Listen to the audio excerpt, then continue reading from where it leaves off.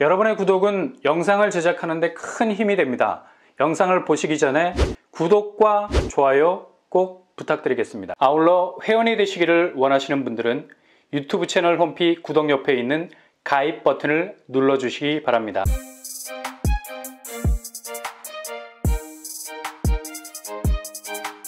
안녕하세요. 뻔뻔한 복덕방입니다. 오늘 한국은행이 기준금리를 3.5% 동결을 했죠. 6번째 연속 동결입니다. 이거 지금 천문학적인 가계부채, 그냥 한 번에 터질 수 있는 핵폭탄이죠.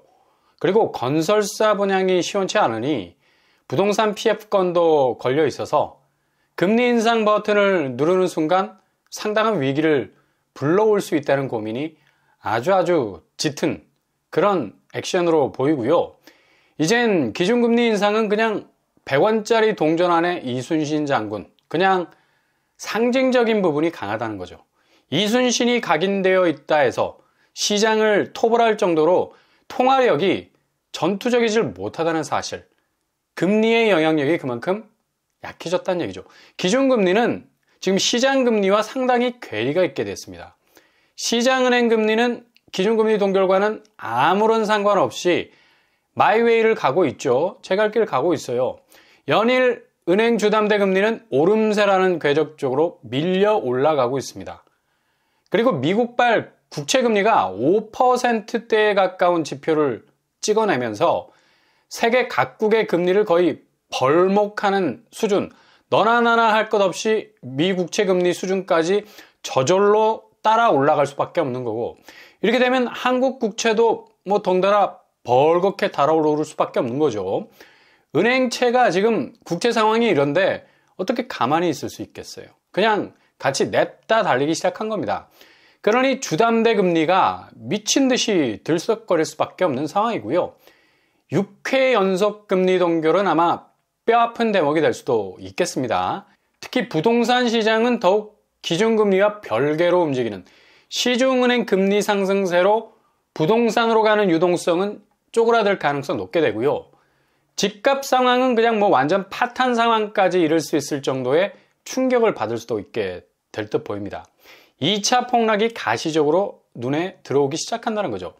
실제로 실거래 현장은 지금 대략 15% 정도 빠지는 가격으로 거래가 돌아가고 있어요.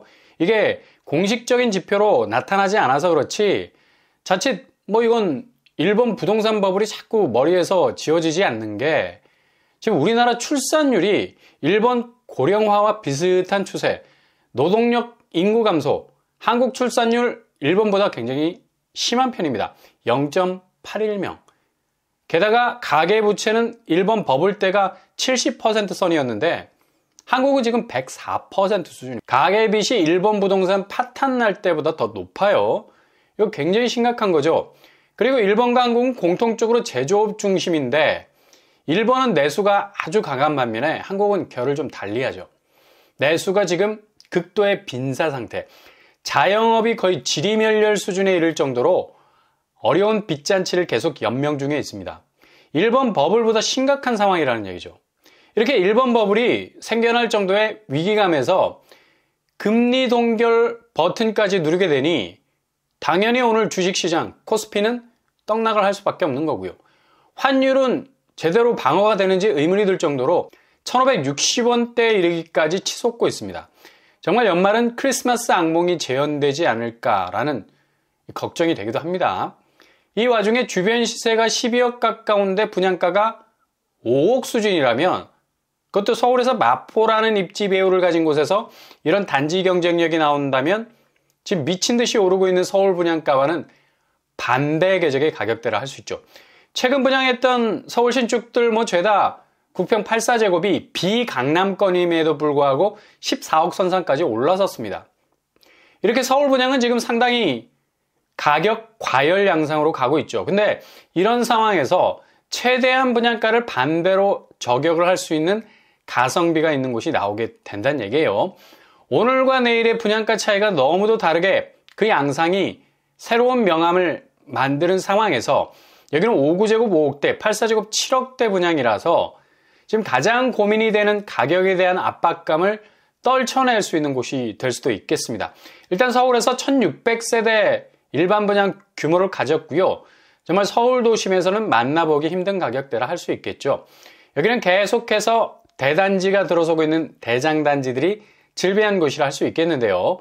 바로 증산 4구역이 본격 공급에 들어가게 됩니다. 요즘 청약 정말 조심해야죠.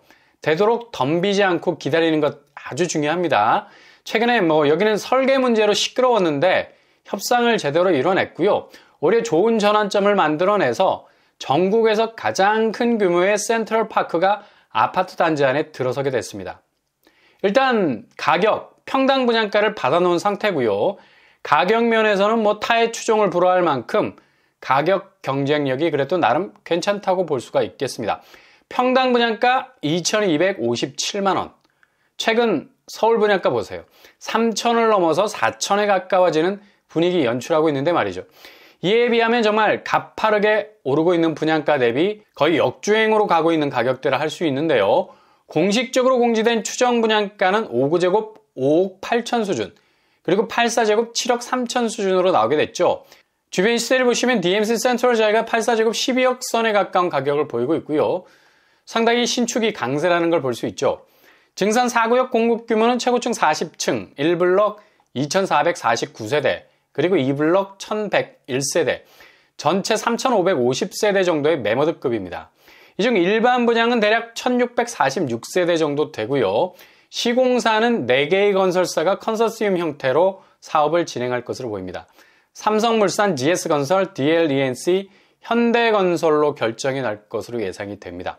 평형스타일은 36제곱 이상에서 100제곱이 넘어가는 타입들도 다수 나올 것으로 보이네요. 교통환경은 수색증산 뉴타운에서도 확실한 역세권 아파트 입지 가지고 있고요. 6호선 증산역까지 도보로 5분 정도면 도착할 수 있겠네요. 여기서 한정거장 이동하게 되면 디지털 미디어시티 역에 도착, 경의중앙선 혹은 공항철도로도 환승이 가능하겠습니다. 멀티라인이 걸쳐 있는 곳이죠. 향후 이런 교통환경이 3,000세대 매모드급 아파트와 톱니바퀴처럼 물리게 된다면 지금의 부동산 하락세가 지난 이후 한층 더 경쟁력이 좀 탄탄해질 수 있는 단지가 될 수 있을 가능성 높다고 봐야죠. 주변 학군도 괜찮은 편이고요. 증산초, 증산중, 연서중 나름 접근성이 좋은 학군 형성이 되어 있고요. 주변 생활 인프라 확실한 마포 생활권이죠. 상암동이라고도 말해도 될 정도로 가까운 입지 가지고 있습니다. 디지털 미디어시티역 부근 혹은 상암동 쪽에 형성이 되어 있는 인프라 이용할 수 있겠고요.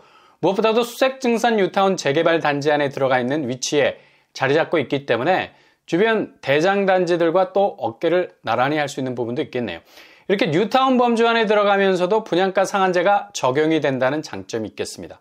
아무튼 오늘 금리 충격, 국채 충격, 환율 충격이 뒤흔들고 있는 부동산 시장, 연말로 갈수록 아비규환으로 빠질 수 있는 위험이 있다는 걸 다시 한번 인지하시고 이렇게 틈새 단지는 한번 잘 체크를 해보셔야 되겠습니다.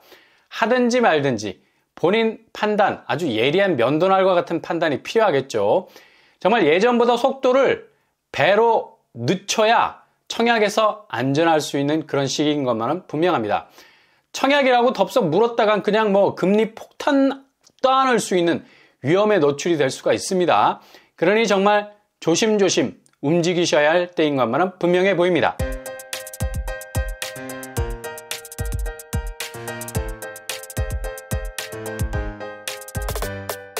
오늘의 부동산 캐리커처, 요즘 오르고 있는 분양가 대비 정말 가성비가 좋은 곳이 나오게 되죠.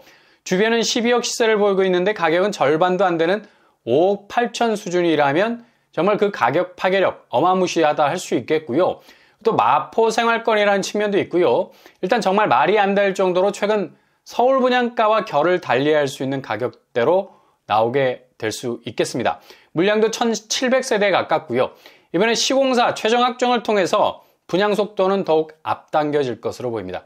그럼에도 불구하고 청약은 자나깨나 불조심이 되겠습니다. 오늘도 응원합니다. 항상 여러분의 길이 꽃길만 되실 수 있길 바랍니다. 이상으로 뻔뻔한 복덕방을 마치겠습니다.